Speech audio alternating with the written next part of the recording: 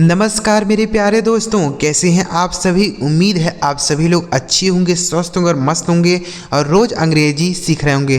दोस्तों अंग्रेजी की एक नए वीडियो के साथ दोस्तों आज की इस वीडियो में आपके लिए कुछ अंग्रेजी के महत्वपूर्ण शब्द लेकर आया हूँ, जिन्हें आपको सिखाऊंगा कि आप इसे कैसे पढ़ सकते हैं, इसका हिंदी अर्थ क्या होता है, इन्हें सेंटेंस में कैसे बोला जाता है। एक एक शब्दों को बहुत ही बेहतरीन तरीके से आपको समझाऊंगा, तो इस वीडियो को पूरा देखिएगा। और अगर आपको यह वीडियो अच्छा लगे लाइक करिएगा। इस चैनल पर पहली बार आए हैं, सब्सक्राइब नहीं किए हैं तो चैनल को भी सब्सक्राइब करके बेल आइकन को भी दबा लीजिएगा। ठीक है दोस्तों, देखिए यहाँ पर लिखा है अंग्रेजी सीखना चाहते हैं तो ये चीज़ ज़रूर सीखें। ये जितने भी शब्द हैं ना बहुत ही महत्वपूर्ण है, इसको आपको ध्यान से सीखना है। सबसे पहला शब्द है दोस्तों ए।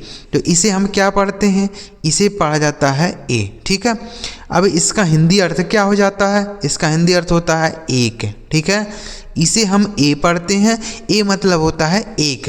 ठीक है, जैसे आई हैव अ बुक, इसे ए भी पढ़ते हैं या आ भी पढ़ते हैं। क्या पढ़ते हैं, आई हैव अ बुक, मेरे पास एक किताब है। आई हैव अ बुक, मेरे पास एक किताब है। ठीक है, आई हैव अ फ़ोन, मेरे पास एक फ़ोन है। तो आई यहाँ पर देखिए ए का प्रयोग हमने कर दिया है, ए मतलब एक हो जाएगा। ठीक है, आगे लिखा है ए एन, इसे पढ़ा जाता है दोस्तों एन। क्या पढ़ा जाता है, एन। इस एन का मतलब भी एक होता है। ठीक है, एन का मतलब भी एक होता है, लेकिन इसका प्रयोग दोस्तों कोई शब्द अगर ए ई आई ओ यू इन 5 अक्षर से शुरू होता है तो उसके पहले हम एन लगाते हैं। ठीक है, तो यहाँ पर हम क्या करेंगे, अगर कोई शब्द वावेल से शुरू होगा तो एन का प्रयोग हो जाएगा। जैसे आई एट एन एप्पल, मैंने एक सेब खाया। आई एट एन एप्पल, मैंने एक सेब खाया। ठीक है, आई एट एन एग, मैंने एक अंडा खाया। ठीक है, तो अगर ए ई आई ओ यू से शुरू है तो उसके पहले एन हो जाएगा।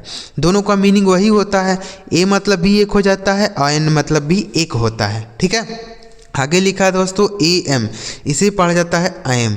ए एम एम, एम मतलब क्या हो जाएगा, हूँ। एम मतलब हूँ होता है।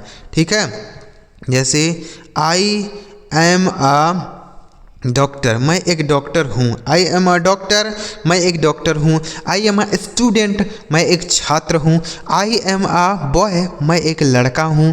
आई एम ए टीचर, मैं एक अध्यापक हूँ। इस तरीके से आप एम का यूज़ करेंगे। इस एम का प्रयोग दोस्तों केवल और केवल आई सब्जेक्ट रहता है तभी वो प्रयोग होता है, बाकी किसी के साथ प्रयोग नहीं किया जाता है। ठीक है, एम। आगे लिखा है ए एस, इसे पढ़ा जाता है दोस्तों एज। ए एस एज, इस एज का मतलब क्या हो जाता है, जैसा। एज मतलब जैसा होता है, जैसे हम बोल सकते हैं एज यू से, जैसा तुम कहो। एज यू से, जैसा तुम कहो। एज यू विश, जैसी तुम्हारी इच्छा हो।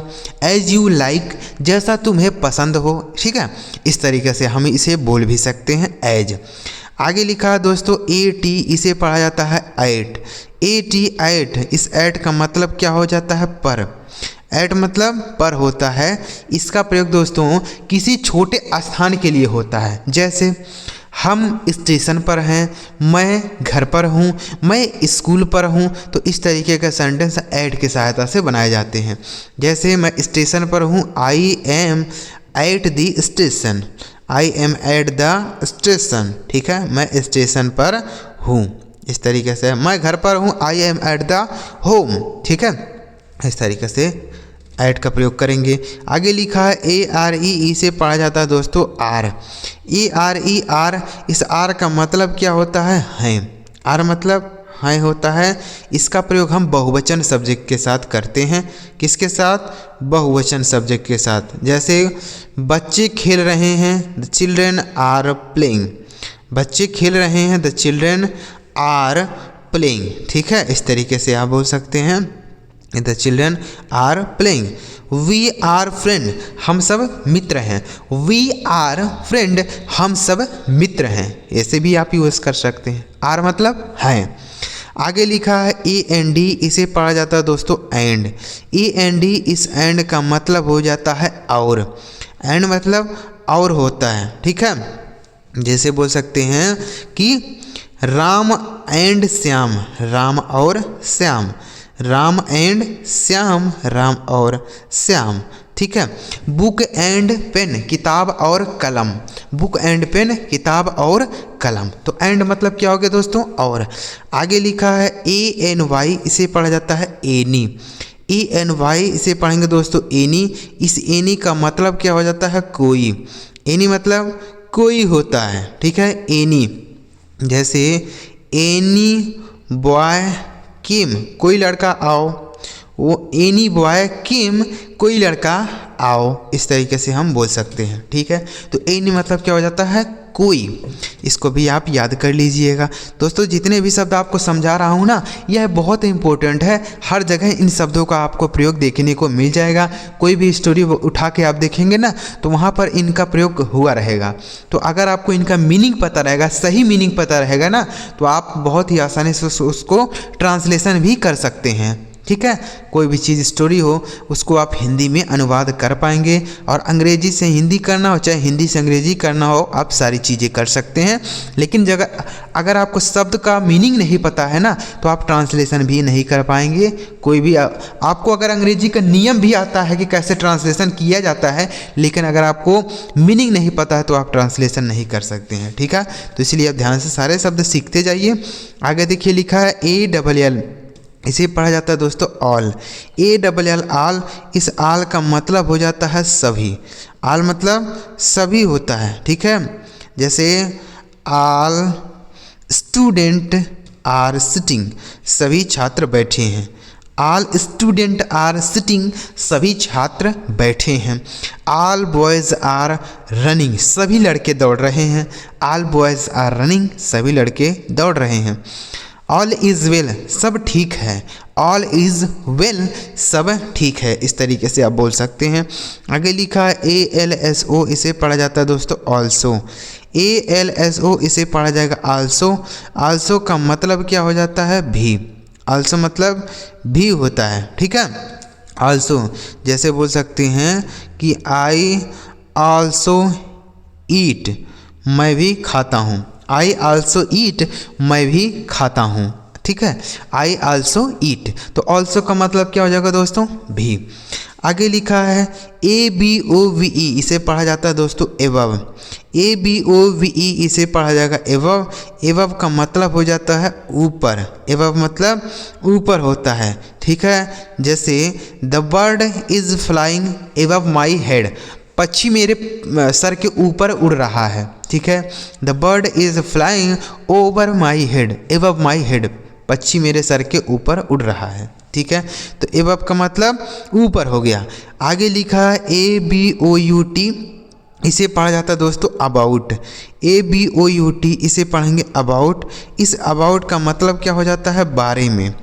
अबाउट मतलब बारे में। ठीक है, जैसे I am talking about you, मैं तुम्हारे बारे में बात कर रहा हूँ।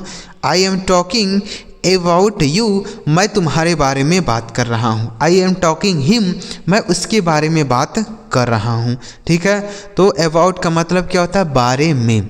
ठीक है, किसी के बारे में हम बातें करते हैं तो इस अबाउट का प्रयोग करके बता सकते हैं कि मैं तुम्हारे बारे में बात कर रहा हूँ, मैं उसके बारे में बात कर रहा हूँ। ठीक है, आगे देखिए अगला शब्द है AGAIN, इसे पढ़ा जाता है अगेन, AGAIN इसे पढ़ेंगे अगेन।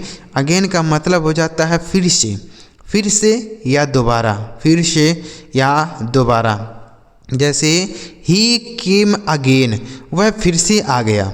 ही केम अगेन, वह फिर से आ गया। ठीक है, ही केम अगेन। ही ईट अगेन, वह फिर से खा गया।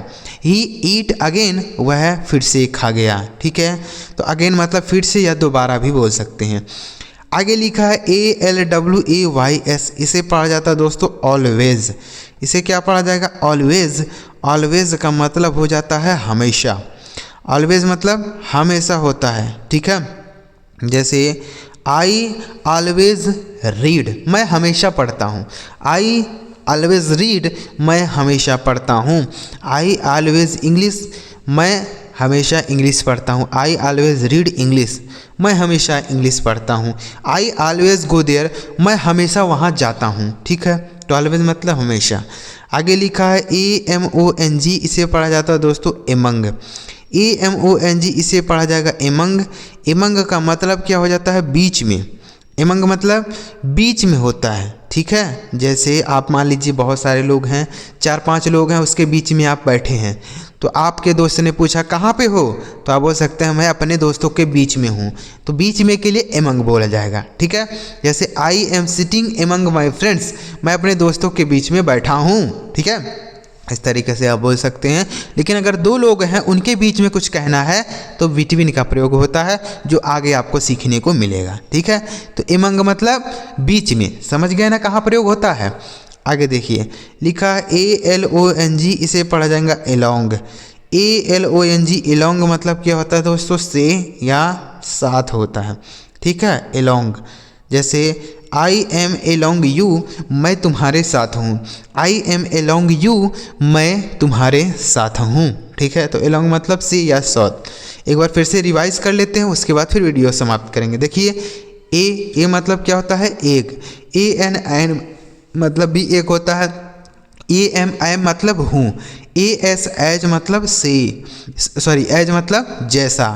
AT एट मतलब पर होता है। ARE मतलब है। AND एंड मतलब और। ANY एनी मतलब कोई। ALL आल मतलब सभी। ALSO आल्सो मतलब भी। ABOVE एवं मतलब पर या ऊपर। ABOUT अबाउट मतलब बारे में। AGAIN अगेन मतलब फिर से। ALWAYS ऑलवेज मतलब हमेशा। AMONG एमंग मतलब बीच में। एमंग मतलब बीच में। ALONG एलोंग मतलब से या साथ। तो उम्मीद कर रहा हूँ दोस्तों ये आपको सारे शब्द समझ आ गए होंगे। बाकी जितने भी और इम्पोर्टेंट शब्द हैं वह आपको अगली वीडियो में सिखाऊंगा। तो इसके लिए आप वीडियो को लाइक करके चैनल जरूर सब्सक्राइब करिए, क्योंकि सब्सक्राइब जब तक आप नहीं किए रहेंगे तब तक आपको वीडियो नहीं पहुँच पाएगी आपके पास। इसलिए सब्सक्राइब करिए और एक बार कॉमेंट में बताइएगा आपको यह वीडियो कैसा लगा। ठीक है, चलिए मिलते हैं प्यारे दोस्तों अगली वीडियो में किसी नए टॉपिक के साथ। वीडियो देखने के लिए आपका बहुत बहुत धन्यवाद।